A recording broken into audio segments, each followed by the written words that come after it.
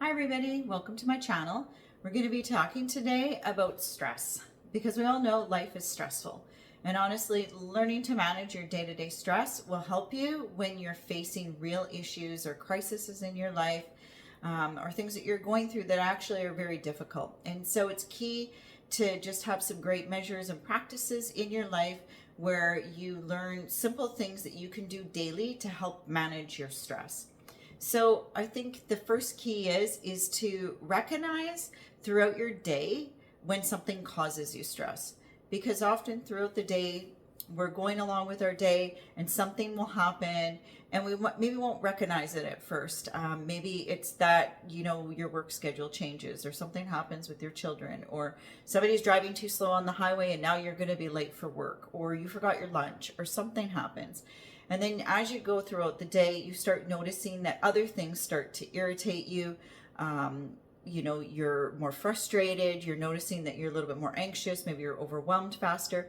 And so I think the key is to stop and recognize that you are stressed and that you have those stressors. Because the reality is, whether it is work, family, parents, kids, or just in general, we all face stresses every single day in our life multiple times. So it's key to just stop, recognize that you're stressed, recognize maybe this is an inconvenience, this is an annoyance, this is an irritant. And then the second thing is to ask yourself why. Why did this cause me stress? Why is this irritating me? Why am I annoyed by this? And just start to reflect on that, because that is the first part to recognizing it and then asking yourself questions. And honestly, by no means, I'm not perfect in this area. It's definitely something that I'm learning, that I'm working on. And the majority of time I've learned in my personal life that it's the small things that are really, really kind of insignificant, that I'm wasting energy on, or something that's just an inconvenience, and I've allowed it to cause me stress or to be frustrating, and to really rob my joy when it's just not life altering. And this can often happen in your career, especially I noticed throughout my career. All of a sudden something can happen, it's out of my control, or something changes or shifts, or my day doesn't go the way I think it's going to go.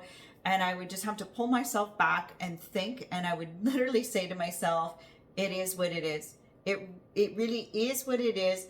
And I would laugh and I would instantly feel better because I've removed the pressure of that particular situation in that moment. So that was key. Whatever was happening that was creating that frustration, that anxiety, that overwhelmedness, or whatever it is, my day was not going as planned. I recognized it. I determined what it was.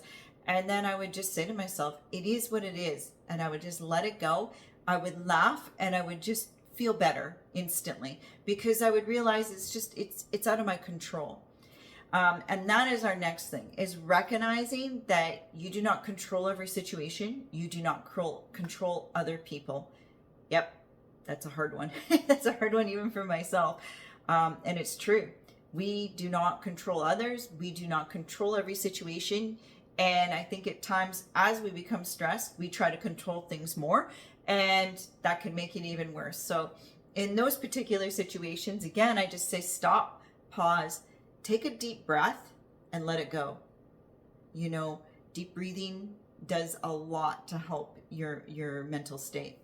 Just recognizing that you do not control everybody's actions. You do not control their words. You do not control their reactions. You do not have control of any of that. But what you do control is how you respond in life. You do control your health. You do control what you're thinking, what you're feeling. And so that is what is more important, because if you're able to do that, you're going to have a healthier life. So it's hard to just recognize that you cannot control others. And for those of you that have siblings or kids or spouses, or I'm at the age where I have aging parents as well, you'll know what I mean, is that you cannot control every situation, even poor decisions. Sometimes you think that you have great advice that they should be taking and they don't, or they're doing things that is causing you stress within your life with their reactions, and you just have to stop and let it go. And this is something that I have been learning. I'm not perfect at it, but I'm learning it. Especially in situations, say, where I have a sister who spends differently than I do, and her value system of spending her finances is different. And so sometimes I try to take my value system or my opinions or my thoughts and I put those onto her, or how she's spending money, I'm allowing to cause me stress. And so I have to stop. I have to give that back to her. That's her situation to own, not mine. And I have to realize that I don't control other people's thoughts, responses, decisions, or any of those sort of things. And so I have to learn to let those things go. Another great example of that would be anybody who's dealt with somebody in their life that has had addiction issues. That would be a great example where somebody that has an addiction issue continues to make really bad decisions that is destroying their life. You want to control those decisions. You want to step in, and it's all good intentions and you want to help, but you are also trying to control another person, which you cannot do. You do not control another person's thoughts, actions, or responses. But again, there is times where people are asking for advice or looking for mentorship or soliciting advice from you, and that's when you freely give it, and that's when you should step in instead of barging your way into a situation that's going to cause you a lot of stress and is going to cause more conflict. So you have to let those things go. Recognize you do not control other people. I really feel that in this situation, everybody needs to focus on themselves. You need to focus on what you say, what you think, and what you are doing, not what other people are saying, not what other people are doing, and not what other people are thinking. And this is especially true in today's society where everybody is plugged into social media.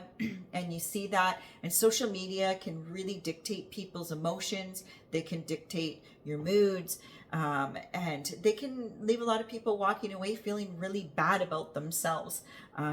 Maybe they're comparing themselves to things, or maybe somebody said something that they've taken offense to. And in those situations, I would just say is you can't always focus on what other people are saying, what other people are doing. Again, you focus on yourself. How are you reacting and responding? What are you doing? What are you saying? And be really intentional about yourself. I also strongly suggest limiting yourself from social media as much as possible, putting it down, or taking long breaks from it. That is great for you as a person, to just have clarity of mind, to be able to think clear, to be able to, invest in yourself in other ways. Maybe you're going to read more. Maybe you're going to spend more time outside. Whatever it is, do things that is healthy for you and focusing on you and your response. The other big one is don't allow your emotions to control how you react. And that is a big one. There's a difference between a response and a reaction, okay? And a lot of people maybe don't understand this, but a response is something that is deliberate and thoughtful, okay? So it's about you being curious about why you're stressed. It's you, thinking through about your reaction. It's managing your reason. It's slower. It's paused. It's led towards a resolution. And so you're thinking, you're pausing, you're deliberate, you're thoughtful, okay? A reaction is totally and completely impulsive. So that is where your emotions have taken over, and now you've allowed them to drive whatever your response is, okay? And those are not always good. They can be quick, they can be immediate. They usually cause a lot of conflict. A lot of times you say the wrong things, you do the wrong things because you've allowed your emotions to react. So don't allow your emotions to react in a situation, no matter what it is. I can give you a couple of examples. I remember years ago, my husband and I, we were in our car and we got rear-ended. And I had my Mustang. I loved my Mustang. And this poor lady rear-ended us. And we pulled over. We get off the side of the road. Instantly, I was angry. I was like, this lady just rear-ended us. I was angry. I got out of the car. I was mad. My husband gets out of the car and he's calm, he's collective, he's just all composed, and you can see that he's thinking. And then I stopped, I analyzed the situation. I looked at the lady that had rear-ended us, and I realized she was, had her kids with her. She was very distraught. She was upset. So she was crying. And so we just stopped and we just asked her if she was okay, if the kids were okay. Everybody was fine. We got her out of the car, and instantly she phoned her husband. Her husband's yelling at her on the phone. And I just thought in that moment, that was a great example. My husband was so calm, was so collective, and it helped me realize, okay, wait, I need to stop. And he's being an example, and I need to be the same, because the last thing that this poor lady needs is for me also to be yelling at her or putting pressure on her and her poor kids. We just exchanged numbers, we exchanged license plates, driver's license, all of the information we need. And it ended up being an okay situation in the end. Another situation I can give you an example of is in career life or work life. For me, I've had a strong retail career. I've been a district sales manager in retail. I've managed many people. So you're wearing tons of different hats throughout the day. And I am very quick to do things. I'm highly reactive. I am quick and efficient. I do all of these things I need to do. When I get projects, I work on them. I do them fast. But that also was known as my greatest strength, but it could also be my greatest weakness. Okay. And why it was my greatest weakness is because even though in all these other areas I was efficient, sometimes when I was too reactive and allowed my emotions to get in, I would misread an email or something would happen. And then I would react too quickly.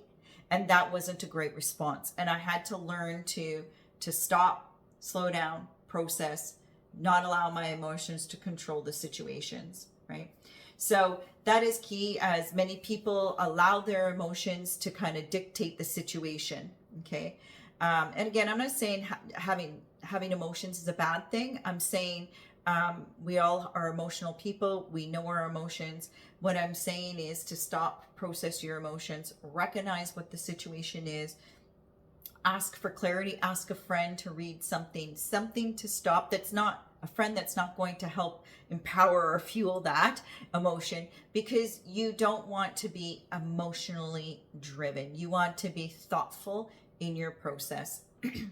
The other thing that is really significant is ask yourself, this situation that's causing you stress or whatever is happening, is this life-changing? Okay, is this life-changing, or does this have a lot of significance?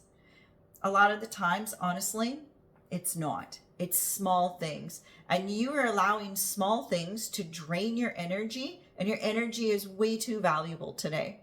The majority of time you're stressed about things isn't life-altering. So you really just need to stop, again, pause, figure out why this thing that's small, that's really not life-altering, is bothering you, and just don't let it. Really, you just got to let it go. Another key thing is if you start to feel overwhelmed, to stop and recognize why you're feeling overwhelmed, why you're starting to feel stressed out, determine what it is, what caused it, and honestly, breathe, smile. You can make it through the situation.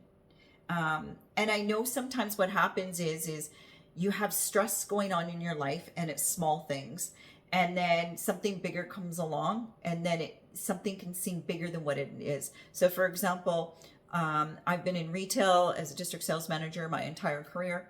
I was just in a company that downsized. I was with them just under 13 years. They downsized my position. And so I was in a position this summer where I had to recreate myself. I had to find a new role. And so now I've gone into property management and leasing, which is a totally different role, a different wheelhouse, has a lot of the same components with coaching and stuff, but it is very different, and I'm learning something different. Starting a new job can be stressful. So again, for me, I'm even just saying to myself and learning that I got to set aside all these other little things that are really insignificant in my life so that I can have the energy and the headspace that I need to be able to move forward in my new career. Okay. So those are all really important things. Um, so I think in all of it, I just want to say, learning to not overreact in any situation is very powerful. Is very powerful. Um, Realizing that you're wasting a lot of time and energy on things that really don't matter. And when you stop and recognize that and learn to let things go, take those deep breaths, not allow all of the outside noise of all those small things to distract you, to cause you stress, to say it is what it is and smile, you are going to begin to feel more powerful about yourself. You will feel more focused. You will have more energy, and you'll have more time. And so all of those things are important. And the last thing that I want to leave you with, which I think is the most important, is have a good diet. Diet is key. Diet, exercise, and taking care of your health. Take your vitamins and your supplements. Those things are key to having a healthy, strong body, a healthy, strong mind, and a really positive attitude. So thank you all for being with me today. I hope that you've learned a few things from me that I have implemented in my own life, that you'll be able to use throughout your life. And I can see that you can probably all just see my little kitty here, there. She's sleeping on her post right here. That is Chloe, and she's pretty happy to be here today. So take care, everybody. Have a great day.